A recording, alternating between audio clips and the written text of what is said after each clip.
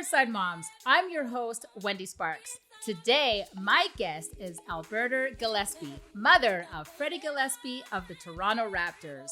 We have so much to talk about, so let's bring Alberta to the show.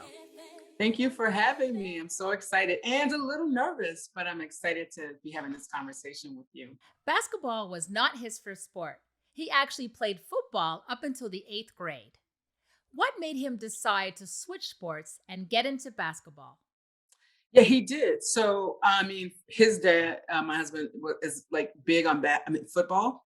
And so, from the age of 5, when he could play like little flag football or whatever it was, he played football up until his junior year in high school. And then his love switched to basketball. Somewhere in between, he started playing basketball, and so it switched. So it wasn't his first sport. And he ran track one year, so he just is that athletic kind of person. But I primarily wanted him in sports. We did because it's good for them, but also because he had all this energy. And so he was always running around my house. And I'm like, he needs another outlet. So yeah, it's more like that. Don't run indoors. Let's run outdoors, right? Yes. Well, we live in until we Minnesota. found a basketball court. Right. Until we found a basketball court, right? Until we found a basketball court. Well, how he came about basketball was, I had told him because he liked to run and jump. We have like in our great room, we have 13-foot ceilings, right? So Frederick would always run through the kitchen to the great room trying to touch the ceilings. I'm like, kid, that's not going to happen. It's just never. And so I'm thinking, you love running and jumping. Why don't you play basketball? So I had actually encouraged him to play basketball because he did have all this energy. Wasn't interested when mom made the recommendation. It was the end of his like an 8th grade football game or something this season. A person he never had met. We literally were walking off the field. He came to watch these other kids play. He saw Frederick, turned to him and said, "Hey, you should come play basketball for me." And he said, "Okay." And so, the coach's name is David Battle, whom we just adore now. But I thought perhaps I just wasn't saying it right all of these years. Just wasn't asking the right way. And so that's how we got into basketball. He was just like, "Okay, that sounds good." Wow. And started playing basketball and had a journey where, his 9th grade year is when he decided he would go and try out for the team because a friend wanted to try out. He said, fine. And I didn't know he was going to be trying out for basketball. And his dad didn't know, but he went with his friend, tried out, and didn't take basketball shoes with him. So he actually broke his ankle or cracked his ankle when trying out. So he, of course, didn't play his 9th grade year.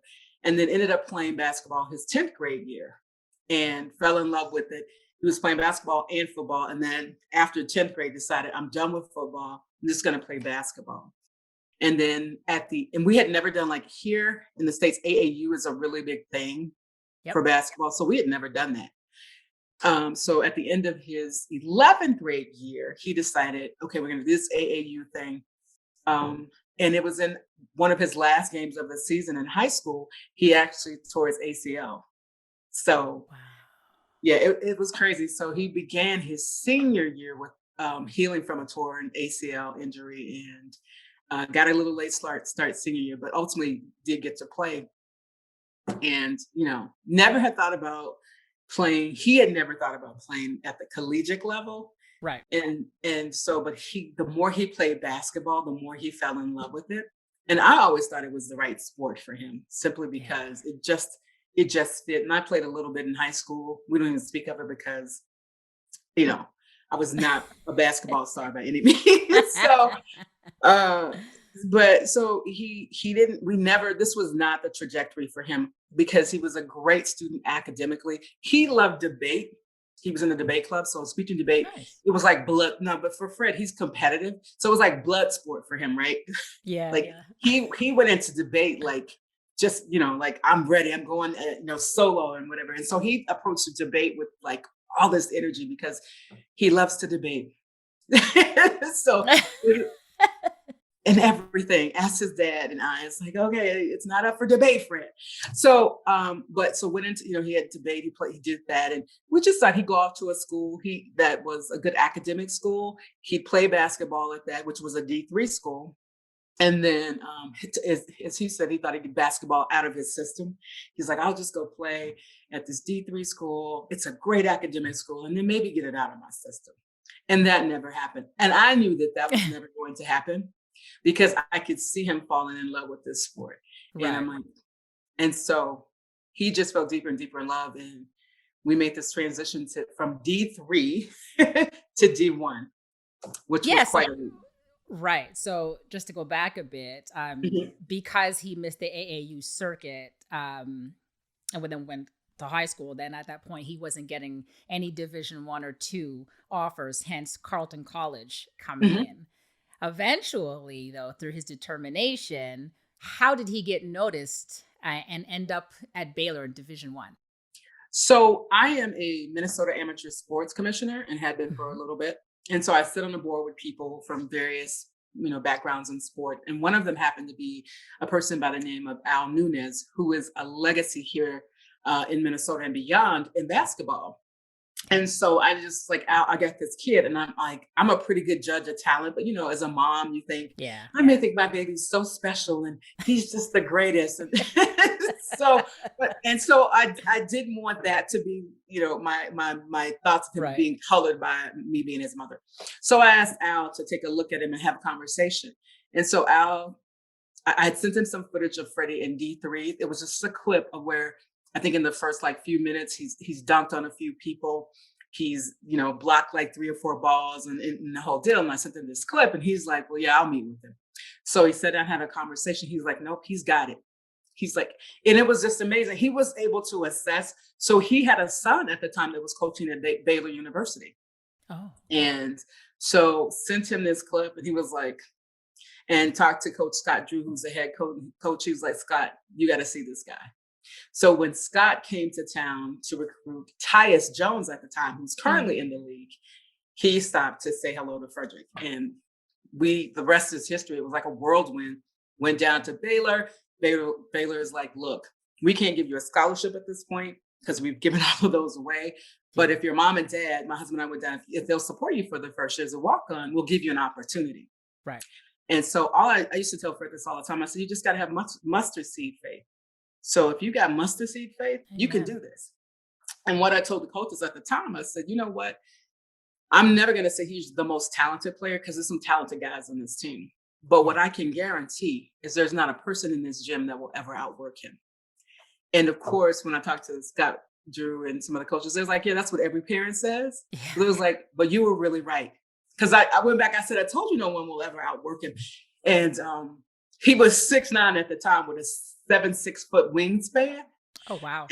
And the coach at Baylor, Scott, always said, he said, "You always want to give a guy like that at least another look," right?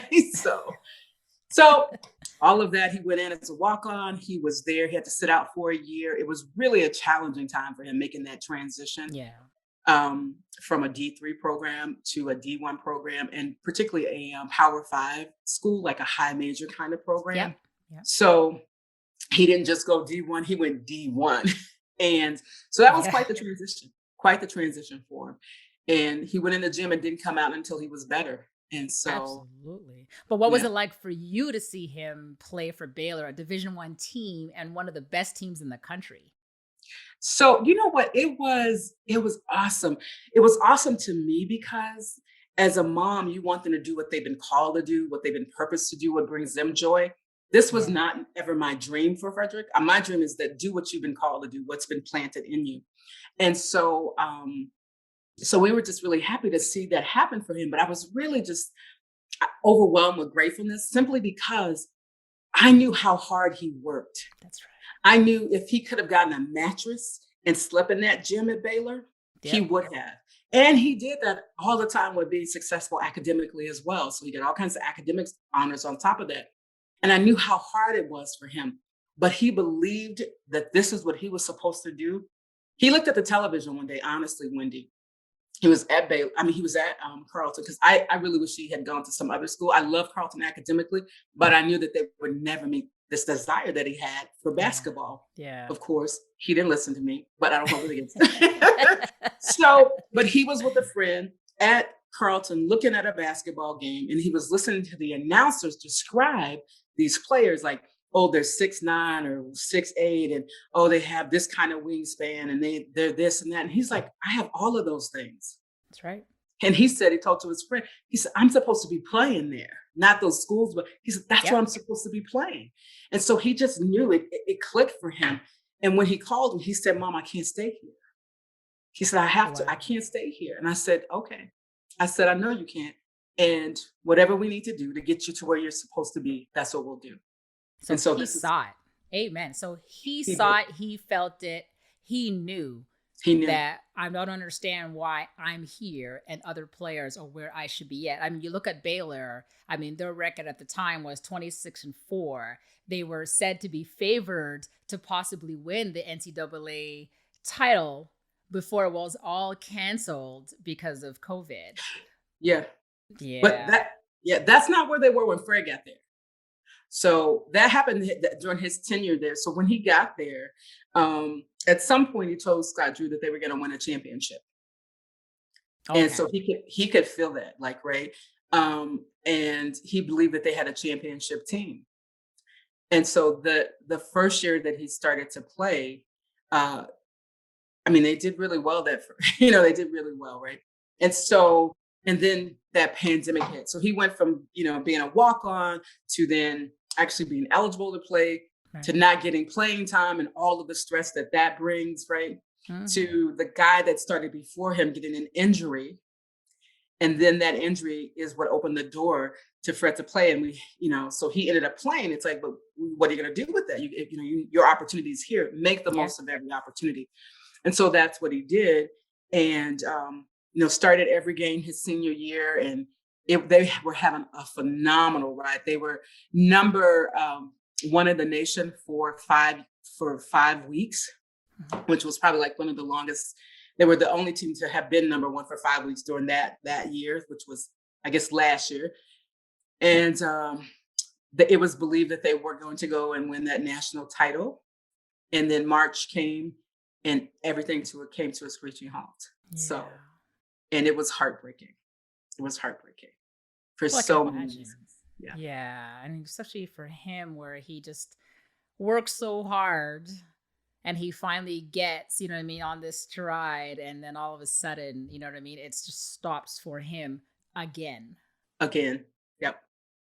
It just was one of those things. I'm like, okay, because I was literally headed to the Big 12 conference, their playoff, it's not that Right. far. So I was going to drive down and I get this call and he's like, Mom, have you left yet? I'm like, yeah, I just got in my car. I'm on my way down. He's like, stop, turn around, don't come. I was like, why? He's like, it's not happening. And he said, I think they're going to cancel everything. And so it was so devastating for that entire team. It was so heartbreaking for them. And then when there's a mom, you're like, okay, I honestly was like, he's like, I'm going to call you back. So when I hung out with him, I was in tears. I was in tears for him because he had worked so hard and sacrificed so much and moved literally across the country to pursue something that he believed he's destined to do and called to do. And he had worked like nobody else I had ever seen. He has an incredible work ethic. And then it didn't happen. Yeah. And it probably never was going to happen because he was a senior and he right. was not he was not considering staying beyond that. So to see his senior year kind of end that way, it was really challenging. And so he's like, yeah, I'm not coming back. And he had already, he had earned his degree. He's like, I'm not coming back. And so to see that dream of winning that national championship just kind of slip away, and we knew it was never going to happen for him, was really challenging. Yeah. So what were his feelings now about entering the draft during such uncertain times? So being in a draft during a pandemic is, I don't know how it is normally, but it was really quite a challenge because we didn't even know if there would be basketball. Because at that point, the NCAA was really following the NBA. And so the NCAA was just like, we're not doing these tournaments because the NBA has shut down some things. So we didn't even know if there would be a draft, would there be an NBA season? And if so, what would that look like? There were just so many questions and no answers. So really just trying to figure out, would there be a draft? And so the draft that normally happens, of course, didn't happen. It wasn't until August that they actually had a draft. And so that was quite a process. I think going through the draft, and I'm sure you know this because you've been in Oh the yeah. in a normal time, I can only imagine. And then you throw a pandemic on top of it. So it was just uncertainty on top of uncertainty about what would happen. And so for him, I was like, you just got to stay focused Yeah. because whenever it happens, whatever it is, you just have to make sure you're ready. Yeah. So his goal was to just stay ready. He worked out for 6 months nonstop because he believed it's going to happen at some point. And when it does, I want to make sure I'm ready for it. So he went into the gym, he went to Miami, he trained, and he didn't miss a day of training. He was never late for a day of training until the draft actually happened. He stayed in the gym, improving his game. And I applaud him once again because that incredible focus and work ethic, he knows I was the first person to ever fire Fred. So, Yeah. right. Because I have my own small, I know he probably hates that I'm going to tell this, but so I hired him and his sister and my niece one summer because I have my own business to just do some tasks for my business. And they didn't really do them. My niece did, so she got a paycheck. My two children decided it's mom. We're gonna slack, so they got a pink slip. And so, but ever since then, he has had this, really incredible work ethic and this focus, and so that helped carry him through the pandemic. That and it was very difficult. I won't say it wasn't because just that again, that uncertainty of like I don't know what my future holds, Right. and then add to it the other devastation on personal levels, seeing people we know who passed away from COVID and those types of things. So it was just overwhelming, but he stayed in the gym and stayed focused. Yeah, there was a lot of things going on in 2020. Yeah. I can only imagine the confusion amongst everybody. Like you said, everything was uncertain and there was just no answers. No one was able to say, okay, this was going to happen in a month. You just had no idea if it was going to happen and if it ever would. Like, you know what I mean? It was just, but for basketball, were there plans in place for either outcome? Once you figured out, okay, there is a draft, were there plans in place for either outcome, whether he got drafted or undrafted? So I would love to say, yes, there were plans in place, but truthfully, this is what we learned about the whole agent process. Yeah. Right. So that's been quite a learning. So I will just say this, the agent he had when he started the process is not the agent he has now. Yeah. And we really did learn, even with me being involved as I am in politics and being a sports commissioner, I still don't think we were prepared for how to deal with some of these folks who are in this business. And so that was really the learning for us.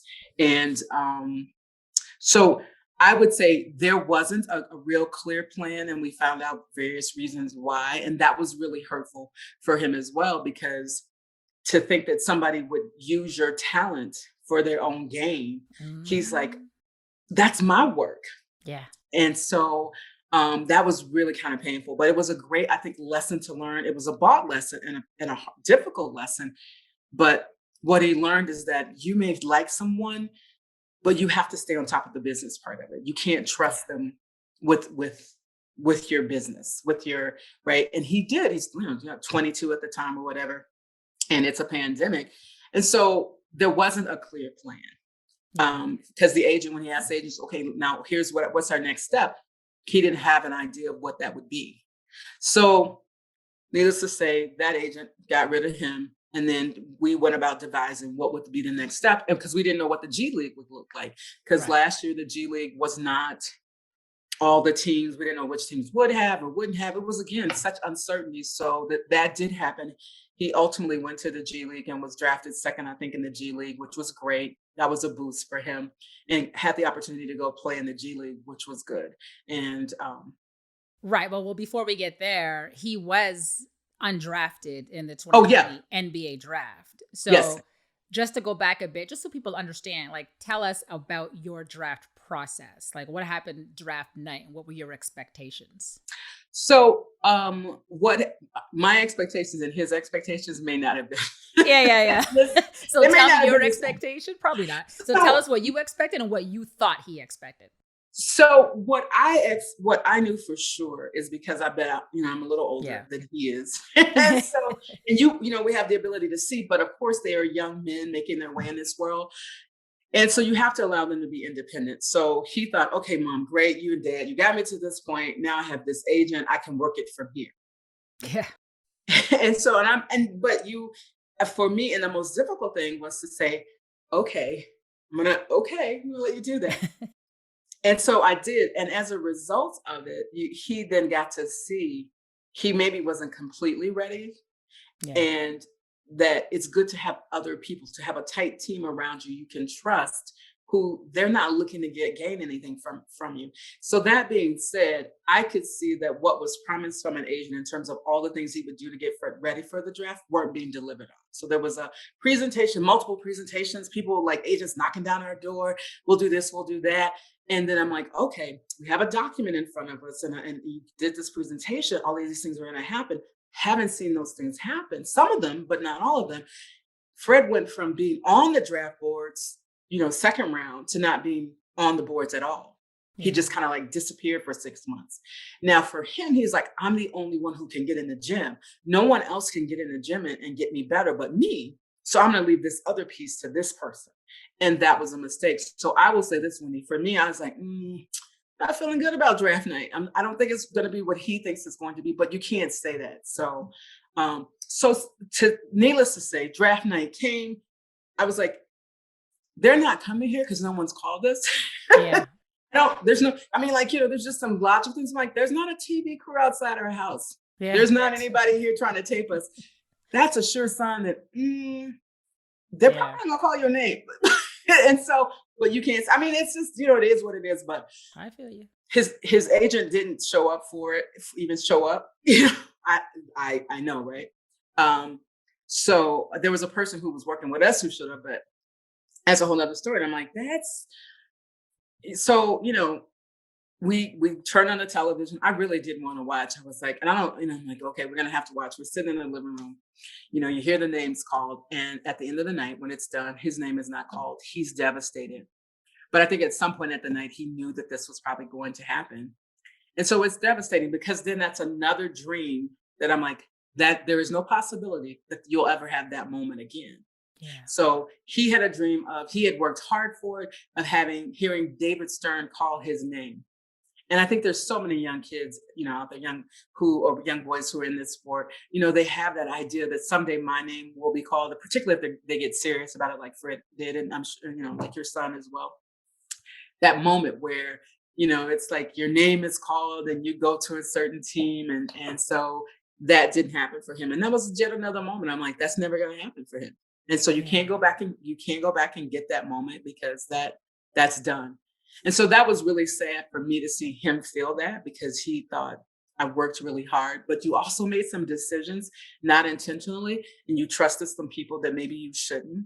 And not to say that those people could have got him drafted, but certainly you shouldn't fall off the draft boards, right? Yeah. And so he learned from it, but it would talk about a difficult, a bought lesson and a difficult lesson. It was hard to watch him go through that. It was hard to see him think, I did all of this work, and was it all in vain?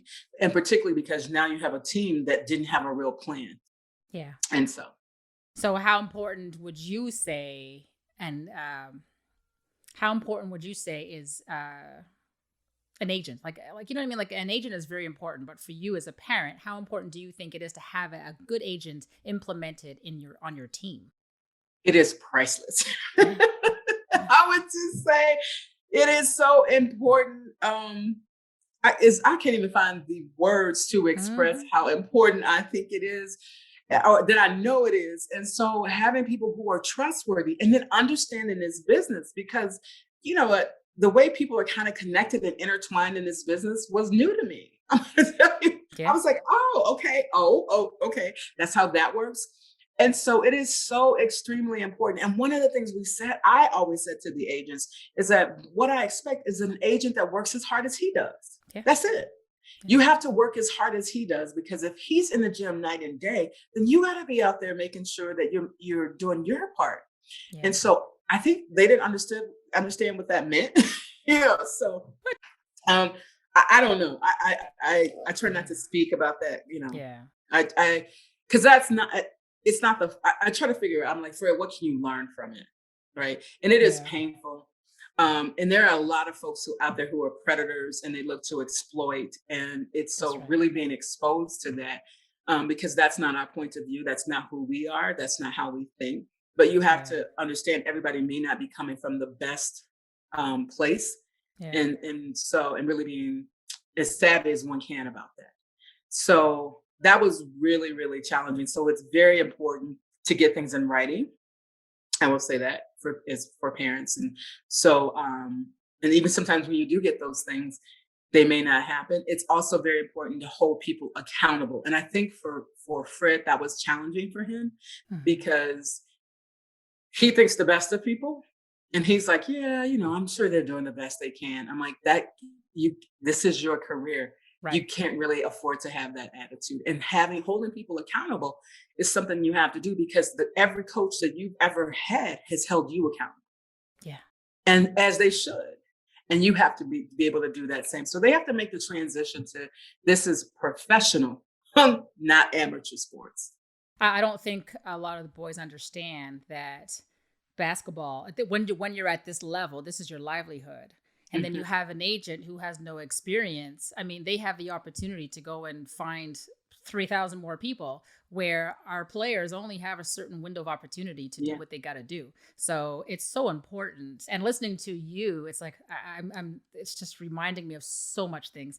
And it's like it's so important to make sure that us as parents, we do our due diligence and make sure that we have the right people Mhm. behind us, even if we don't know. Like it's important to audit your agents, ask about him or her. You know what I mean? Call the Mhm. NBA and Mhm. say, "Listen, I'm thinking about this." Parents don't know they can call. You absolutely can. I didn't know that till like 3 years later. And so, Wendy, I'm so glad you said that because again, I'm like, you're a very smart woman and all of those things. And there's still these things we don't know because I didn't know that. I'm like, oh, okay. And I read the handbook, the MBPA handbook, Yep. and Yep. I read that and had that in front of me. And I'm like, it still didn't prevent these things from happening. So That's what right. I did just a couple of weeks ago, actually just 2 Sundays ago, is that I hosted a conversation with parents who currently have kids in the draft, a mom Nice. who's the parent of 2 NBA players right now, former NBA player, and he's also now works for an NBA team, and that basketball legend I talked about, Al Nunes. So I hosted a conversation 2 Sundays ago to talk about these things from those various perspectives with parents. Because to me, it's so important that parents understand these things. Like you said, I didn't know that either. I didn't Yeah. know, and so I'm like, if there's anything that I can do, because I'm all about, look, this happened. How do we make it better for someone else? We got to pay it forward. And Yeah. so had that meeting, and now we'll be having an additional meeting with parents just to share whatever I can share. So I may call you, Wendy, and say, Yeah. look, Yeah. Listen, do it. yeah, Call me. because I feel like parents are not necessarily included in the process in some ways. Yeah. And it's important we understand because our kids, they're focused on how can I be the best basketball player? I just want to get out there and play and I want to be the best at it. And so it takes a lot of time and focus to be in that gym because it's competitive to say the least, Yeah. right? Yeah. And so yeah. So we've learned I've learned, he's learned. So it's been challenging and rewarding in a lot of ways and there's been some ups Absolutely. and downs, but we ultimately are so grateful and blessed. Sometimes these people that we go to exclude us Mm, as parents because they figure, oh, you don't know anything. And then we find out later on, well, neither did they. Right. So right. I always say to parents, even though you're not the pro in basketball, Mhm. you make sure that that person or those people that you have are doing what needs to be done. And it's a Right. learning curve for everybody. And what I've learned, a good agent would include the parent, because Mhm. a good agent is going to stand by your side and say, okay, this is what I'm doing and this is why I'm doing it. And this is what we would like the outcome to be. They're not saying to you, yeah, don't worry about it. Your son or daughter is going to get here. They're not saying that to Right. you. You know what I mean? They're real and they're saying, look, this is what we're going to do. This is how we're going to work it. This is from my experience, and this is Mhm. what we're hoping the outcome will be. And if not, then this is a plan, right? So I Exactly. say, note to self, to all parents who are listening today, please, please, please This make is sure. truth, parents. Listen to this is truth spoken right here. Listen to that. That is Amen. key. I mean, it's the thing that can make the difference between someone getting in the draft or not. It's not about, Right. I wish we had known each other before, right? Yeah. And that's what I'm trying to do with parents is to, just share whatever I do know. And I know I don't know a lot, but I Right. know how to ask more questions and where to get answers that I didn't know Yeah. before. But it's so true that everything that you just said, it can make the difference, because it's not about an agent getting your child drafted so much, Right. but it's about you have a plan, and we're in this together. It's a true partnership, and you're being honest in your communication, Yeah. so that no one's just like shocked unless they're shocked, like, oh, we went number, 5 instead of number 25. That's a Right. great shot. But people should be pretty clear on, okay, this is the expectation. This is how we're going to get there. If it doesn't turn out the way we want, here's our next step. Right. So, So for Freddie, he later signed, after going undrafted, he later signed with the Dallas Mavs on the training camp roster, but he was waived prior to the beginning of the season. right. But then a few months later, he was selected second overall pick by the Memphis Hustle in the NBA G League draft. So talk to us about that time period and how that brought him one step closer to his NBA opportunity.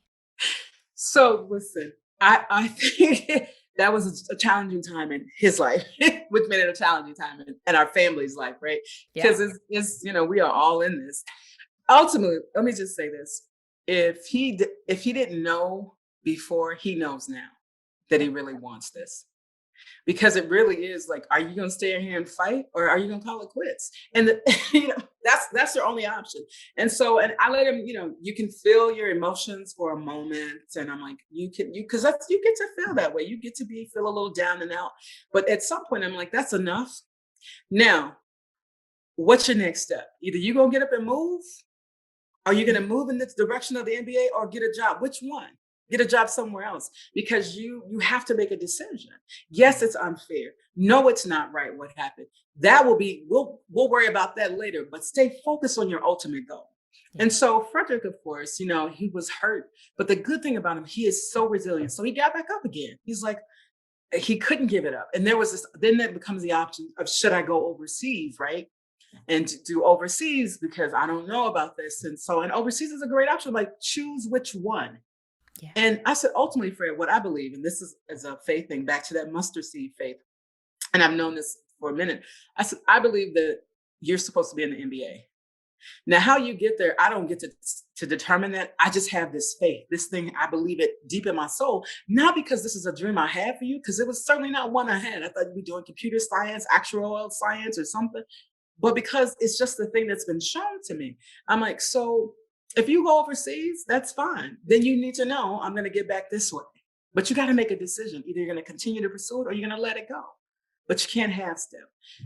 And of course, he got up and fought the good fight. He stayed in the gym. He got ready for his opportunity, got different representation, all of those things. And so he kept pushing forward. And it was difficult. The uncertainty of this business, and I'm sure you know this, the uncertainty of this business is unlike anything I've ever seen before. And so for him, he just kept every day, every day you just got to keep moving forward. And so, and ultimately when because he didn't know if the G League, again, back to the pandemic, we didn't know if the G League was going to happen. And so when he did get called up to the G League and he went second in the draft, being at a team with the Memphis Hustle, who they were really great to Frederick, was wonderful, because that really did feed back into him. Yeah. And so it was just wonderful. And he did well in the G League because the Hustle staff was so great when it came to him. So it was wonderful. So I look at our sons. We have Freddie and we have Kim, and their journeys have a lot of similarities, where they both went undrafted. Right. They both signed with an NBA team's training camp roster, where Freddie went with the Dallas Mavs. Kim went with the Miami Heat. They both were waived prior to the prior to the season. They both signed with G League teams, and they both dominated before finding roster spots in the NBA. Where Cam, the only difference with Cam is that he did actually go overseas. He went to Turkey, Greece, and then he went to the Orlando Magic. But for you, when looking back at Freddie's journey to date, is there anything that you would go back and change if you could? there's a part of me that wants to say yes, and a part of me that wants to say no. Yeah. So I'm going to say this. I would say I would change his first agent. I would change that if I could, I think, but not for the reasons that people would think, so that it would turn out different for Freddie, just because I just think what people who I feel are not good people, and this is my opinion, not a fact that I'm stating. I just don't think they should be in this business, right? Right. So that's totally kind of different. But in terms of his journey, honestly, Wendy, and I know you know this, it is hard. And like I said, there are these high points and low points, but I also feel like, again, a person of faith, that everything that he's experienced has prepared him for where he's going. Amen. Yes. It's not wasted. And Yep. so I'm like, I think he'll be able to withstand this league long term, because he's had all of this beginning stuff. Yeah. So things, and I can even look at him now, things that used to phase him before don't necessarily phase him as much now. He's like, yeah, like it doesn't take him as long to get over it. And he doesn't internalize things, and that I'm like, you don't have control over. You can only control what you can control. And so he really has heard that before, but he gets it on a whole nother level. So I believe all the trials and tribulations have prepared him for this next level, and for the joy that will be unspeakable in the future. I don't know. What about you? Yes. You see, I'm listening to you and I'm saying, yep. For Okay. me, I wouldn't change anything. And, at first, of course, you want to say as a mom, of course I wouldn't change. I wouldn't change everything. I just want him to be like, you know what I mean? In the NBA, drafted, between 1st and 10, you know what I mean? But really, that's not what happened. And I truly believe it didn't happen for a reason. Yeah. And I believe that maybe he wasn't ready at the time. Maybe he wasn't mentally ready. Mm-hmm. And everything that my son had to go through just made him to the person he is now. And really, now he's a person of strength. He wasn't like that before. You know what I mean? He was very quiet. He's still very humble, still very docile. But now, the man he is now is totally different than the man he was, 8 years ago. And it's phenomenal. Absolutely. So now you say he can handle things differently. He gets it. You know what I mean? Like you say, you can only control what you control. Where 8 years ago, he was losing his mind. Now he's, you know what I mean? Now he's like, it's okay. I got this. It's all right. Now he thinks, okay, if this is going to happen to me today, what can I do to make it better later on? He wouldn't have been able to do that had he been drafted years ago. He probably would have been very immature. Mm-hmm. So I'm blessed that he had that maturity process by playing, by getting waived by the Miami Heat, because, it just made him strong. Mm-hmm. Then he went to the G League and he was sitting there saying, wait, I'm making this little bit of money doing what I love. And I know there's more potential. I know I got this. I know I can do better. Mm-hmm. Let me put myself in a different position. And he did. He went overseas and he was like, hold on a second. I can do this. And then he went, Turkey. And then he went to Greece and he was like, I can make money here doing what I actually like, which he didn't like at the beginning. Like Fred, Cam started when he was 13 years old. So, and he played football too. Oh, okay. You know what? I think I laugh. I was saying to Cam the other day, I said, yours and Freddie's stories are so similar. I said, I think y'all should sit next to each other on the next bus ride to your next game. And he laughed. They're like kindred spirits, right? Except Kim seems very reserved, and Fred is like, he's high energy. Yeah. So, yeah. But that's funny. it is funny. And so, but it's good. And I can see, and congratulations, because Kim had a phenomenal year with the Raptors. And so it was really great to watch. Yes. But, and it's great because that didn't, having, being that parent, I'm like, that didn't come from nowhere. Right. That's been in the making. So and it gives me hope. I know the story a little bit, and I'm like, for sure. And for Fred, it's like, okay, he shows other, young folks out there, this is possible. All things are possible. And so the path may be different, but the possibility is still the same. So I love that. And Fred wouldn't have been, I agree. I think this was the thing that helped him grow up. And he now minds his business differently. He knows I got to be in the gym and do the business part. And even going to Carleton. Carleton was an awesome school, but I didn't think it was going to meet that thing he had. He wanted to play this basketball. But at Carleton, he had met the most amazing guys. That when he went to, they're his friends now, this group of basketball players, they're so awesome. And so when he went to Baylor and it was hard, there was one who would FaceTime him every Friday. Really? To say it's okay, you're gonna be okay, you're gonna make like right. And there's another one who would do some things, they would do these group messages just to make sure he was gonna be okay. He would have never met those friends had he had never had that experience. And so, it's divinely ordered, and we just have to trust the master and not worry about the plan. That's right. So Everybody that you meet in life, you can really learn something from, whether it's good or yeah. bad, right? Yeah. So our boys became Raptors at the same time. Yeah. Freddie got his first NBA 10-day contract and debuted Yes. with the team when they played against the Cavs. And the following day, Kim played his first game with the Raptors against the New York Knicks after being waived from the Orlando Magic a few days prior. So, as a new Raptors mom, did you get an opportunity to see your son play live? I had an opportunity to go to the very last game of the season. So, because I had to get my vaccination in the whole deal, and Yes. we had to, trying to, it's 2-shot process and all of that. But I was like, I am determined that I will go Ah, to Tampa and watch a ah, game. So I did get a chance to see the last game of the season, and I was so thrilled, so thrilled. It just is. It's so part of it though, also too, Wendy, and I don't want to say that it's not exciting, but I just felt like, oh, this is where we're supposed to be. It felt comfortable, it felt yeah, natural. yeah. And so it was just like, okay, this is the right place. So it was affirming and confirming in that way. Like he's in the right place. So it felt very natural. But at the same time, you're overwhelmingly grateful, right? You're Oh, grateful. yes. And you're grateful because I know Kim works really hard. You don't play like Kim does and not work hard. And you don't stay in this business and not put And not work everything out. into it. And so Absolutely. when you see the fruits of their labor and you see their faith being fed in this way, their work paying off, it is an unspeakable joy and gratefulness that I'm Yes. so overwhelmingly grateful. And then the Raptors, which, you think about a team, I'm going to say, I couldn't think of a team that was a better match for Fred. He got there. He was like, I Yes. feel like they really do want me. They like me. It's such a great culture. He liked the people in the locker room. He was just elated with, just the culture.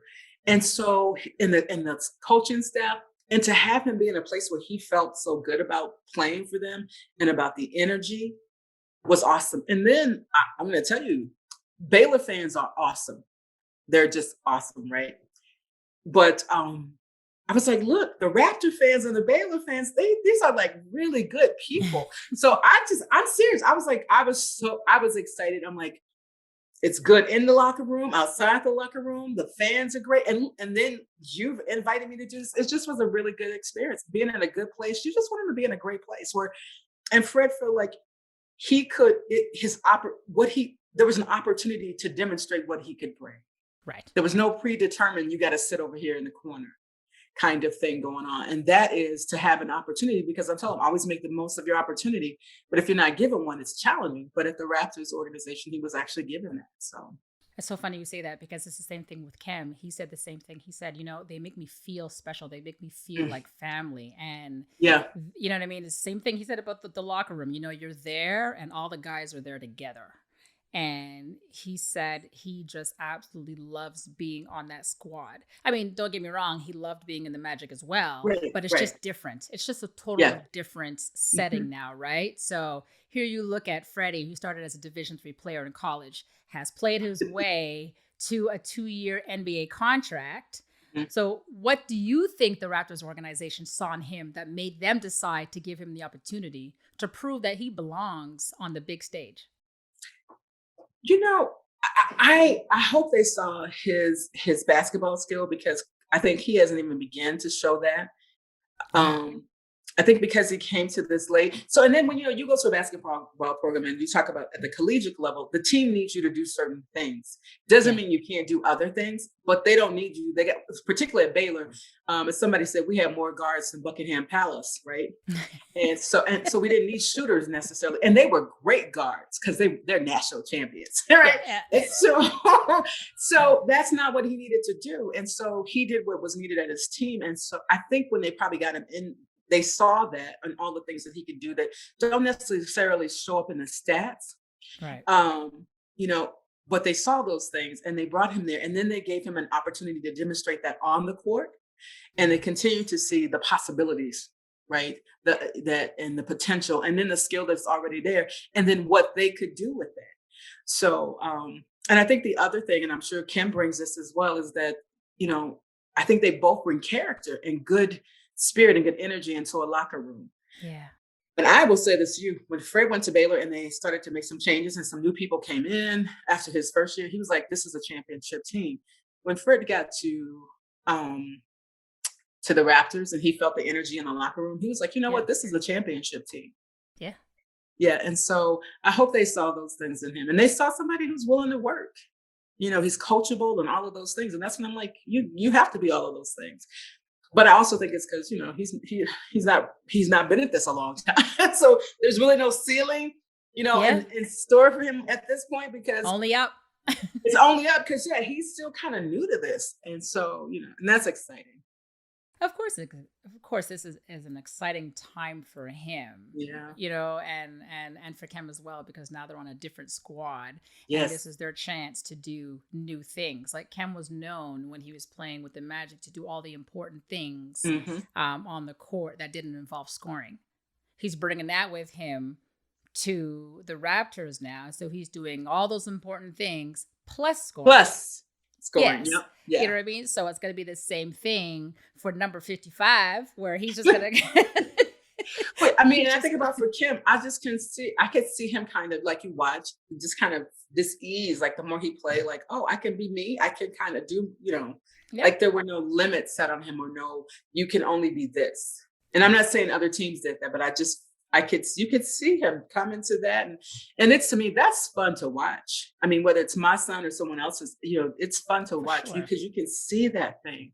And so I'm so excited. And and then the team, they gave him a game ball. Like Fred got to get the game, he was like, me.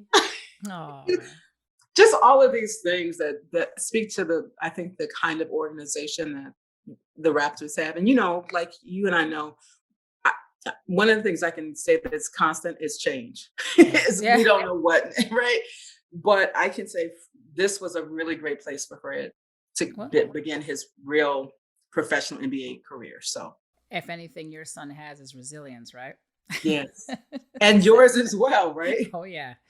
So, like I said, we got to talk to them both sitting next to each other on the bus or on the plane. So with Freddie being a new member of the Raptors squad, and you as a new Raptors mom, what is something about you both that you want the Raptors fans to know? Oh my gosh. That's I don't know. I would say this is that we're, in terms of the Raptors, that we're grateful. I will say that to the fans. Amen. And to the team for opening their arms to him and to me, because when I'm on social media, they are so loving. Yes. And so for that, I don't think fans understand the impact they can have in that way, but I will just say that is that welcoming spirit that they have. We're so grateful for it. Yeah. So, I mean, I could go down a lot of things, but just specifically regarding this experience and being a part of Raptor Nation and having them welcome us has been so awesome. It's been really awesome. So we're both grateful for that. Our whole family is grateful for that. Yeah. No, I love that you said that. And my family as well, because they were very welcoming. Yeah. Very, very welcoming. You know what I mean? And especially with us being Canadian. You know what I mean? They're like, oh, welcome home, guys. We're so happy that you're back here. So it was just a blessing. You know what I mean? And I got to see them in action when I was in Tampa. You know what I mean? So you saw a couple of fans there too. And I got to meet people. It's a little weird. So there were Tampa Raptors fans, but I can't wait now to get back to Canada and see Toronto Raptors fans. But in the meantime, the social media messages that I get, it's just all in love. And I just can't wait to actually sit in the arena, in the Scotiabank Arena, and sit amongst them. And we all watch the game like one big Raptors family. So I cannot wait. And I cannot wait to do that with you too. So thank you. I'm looking forward to that. I'm so ready to go to Toronto and be with the fans and then be with you and all. So I'm looking forward to that. I don't know when it'll happen, but I'm like, I'm ready. I'm like, that's all right. We'll That get there. We will we'll get there. definitely get there. We'll organize all the moms and we're all gonna sit in one section and we're all just gonna I'm counting on it. That's it. I'm counting on it, Wendy. That's it. So let's talk about you now. So Freddie talks about the strong values you instilled in your kids and about the work you do within your community. So when doing these interviews, I feel it's important for people to get to know the players, but also the moms. So before we conclude, please fill us in about your political platform and how you got 40 Black women to run for office in Minnesota and your Black Women Rising movement. So I have been involved in politics for, oh my gosh, I'll date myself for quite some time. Let's just say that. Yes. So I have led my party unit before. I've run for Congress, of course, and done some other things. But I've always constantly been pushing for policies that will positively impact community. And one of the things that I know that if we're not at the table, as they say, we're on the menu. And so we have to have those diverse voices at the table where policy is being determined and made. And so um, everyone knows that in 2020, the murder of George Floyd happened here in Minnesota, in Minneapolis. And at the time, I was leading the census effort there for the entire city of Minneapolis. And so I've been working with women for quite some time because they wanted to run for office. They say we don't, but we do. We just don't necessarily have a support system. And again, I'm the kind of person like, oh, there's a problem. Let's find a solution. We can change this. And so I believe in our collective power as well as our individual, but our collective power. And so I've really been doing that for the last few years when I helped found Black Women Rising. And if you ever saw the tape of this murder of Mr. Floyd, you'll hear him calling out to his mother. Yep. And so as moms, we understand that on so many levels, even when you talk about when our sons are brokenhearted, we can feel that, right? We can feel that. And so to hear him call out to his mother, that was a call to all of us. And so we figured if you're not going to be accountable, then we're going to sit in those seats ourselves and make the policies that will prevent this from happening. And so I know some pretty powerful and determined women here in Minnesota. And I just started working that network. And we start submitting the documentation to run. And so we had, there were a few women who were already looking at running, and then the others just decided, yes, we're doing this. And we were serious about it, but it sends a strong message that we mean business. Yeah. There must be change. And so we're going to get it one way or the other. And so, this was one of those ways to send a very strong message that business as usual is no longer acceptable. And so he called for his mother, and we are answering that call. And that's what we did. Wow. That is so powerful because you're being a voice for those who don't have one. Right. We're doing our best. Yes. And really, I just implore you, just keep this up. I actually was speaking, which we'll talk offline. I was just speaking to a civil rights lawyer about you earlier. I told him I read about you and I sent him an article about you. So we'll talk about that a little bit later because I was like, this is fantastic. And, as Black women, we need more of this to push ourselves in the future. And I just love the fact that Freddie, he spoke about that because I knew about it through him. I knew about it through an interview that he had and he mentioned it. And I was like, oh, hold on a second. Let me go look this up.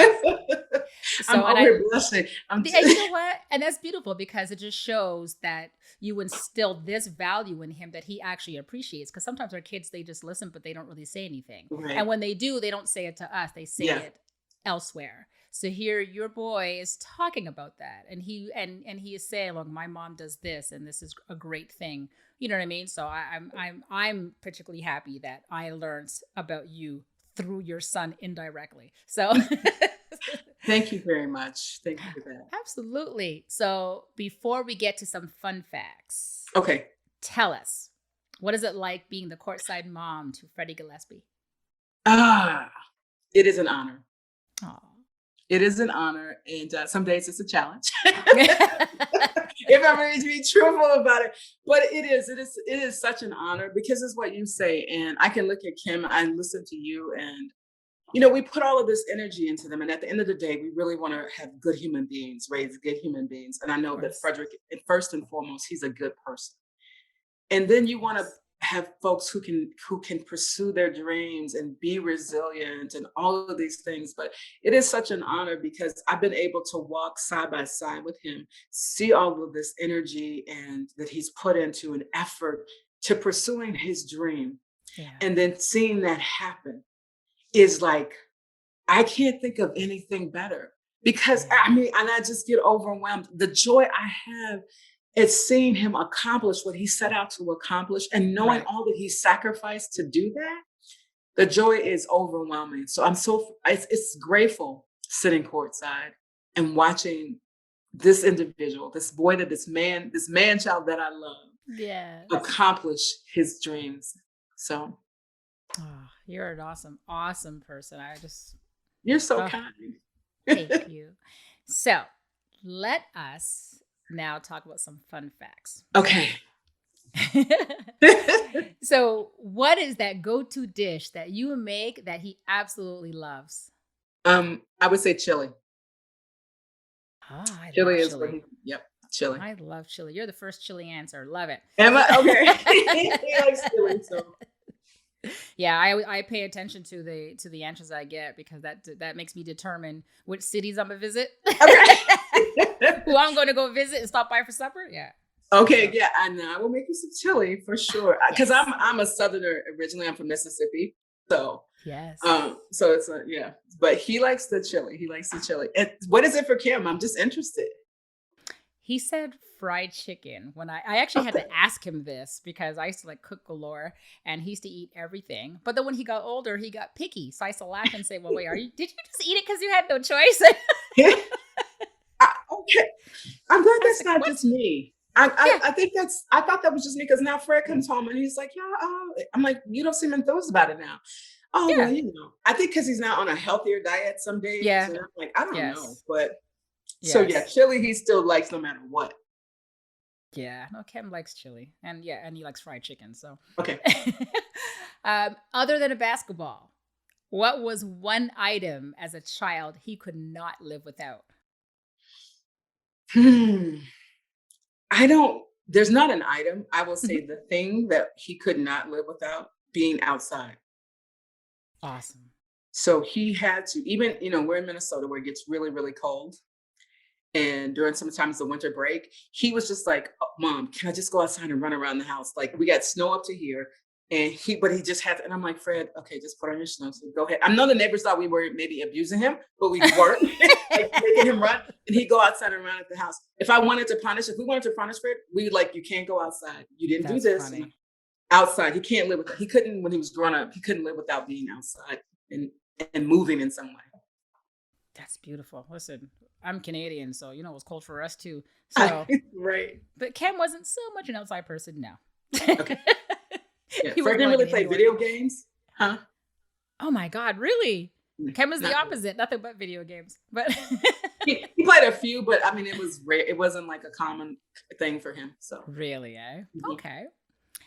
Did you have a childhood nickname for him? And if you did, what was it?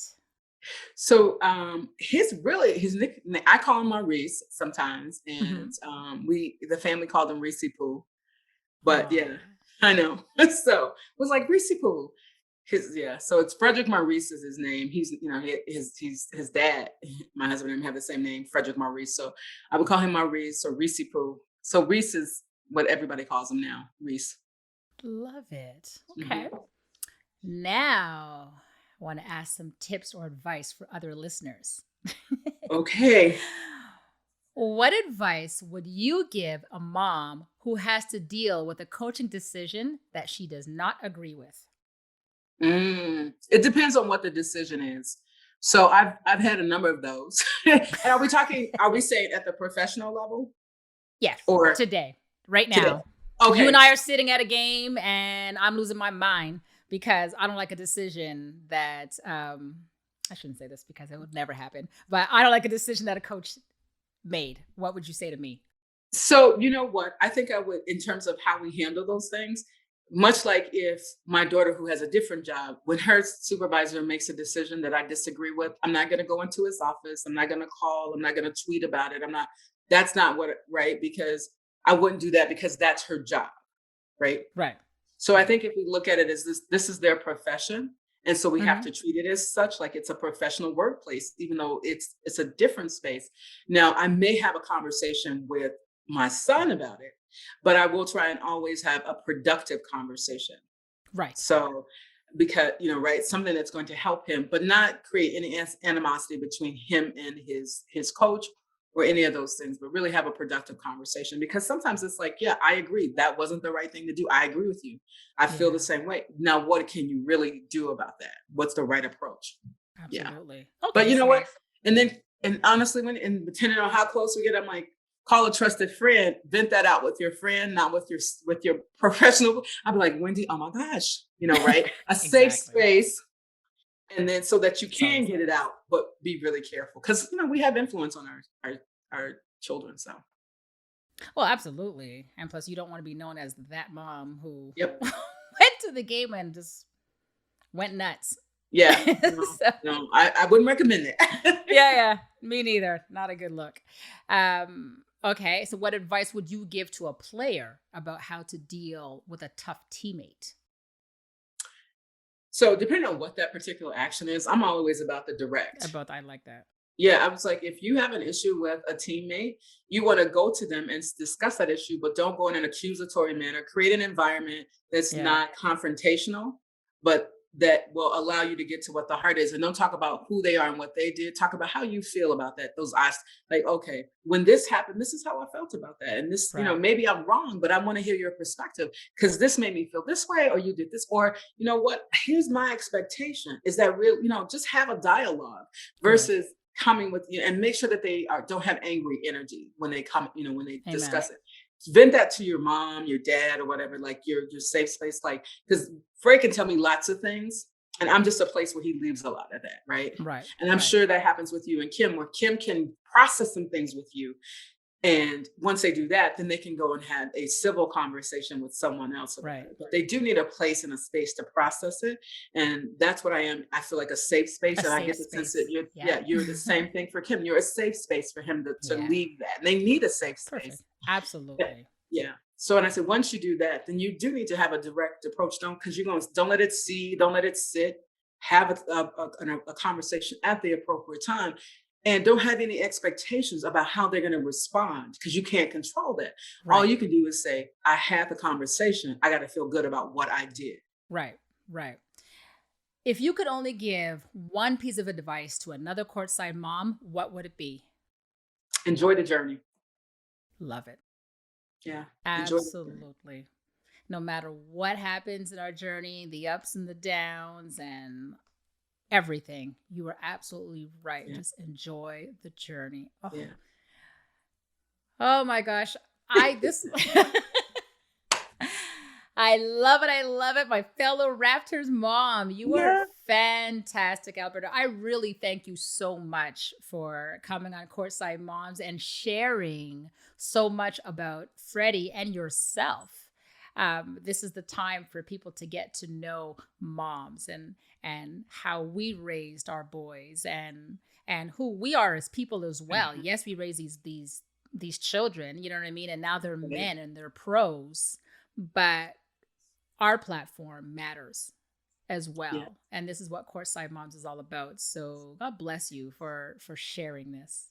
And let me just say this, thank you for the invitation, but also thank you for creating this platform, for using this opportunity to share this story and to show a holistic player, like the whole, not just the part. People get to see Yes. more of the whole. So I thank you for that because I think it's very important for people to get to see, kind of where these young men come from. Yeah.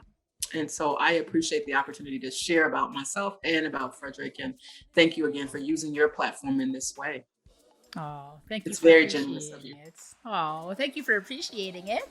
And thank you for coming on Courtside Moms. Thank you. Thank you for tuning in, guys. Don't forget to follow us on social media at Courtside Moms and make sure you subscribe to the podcast.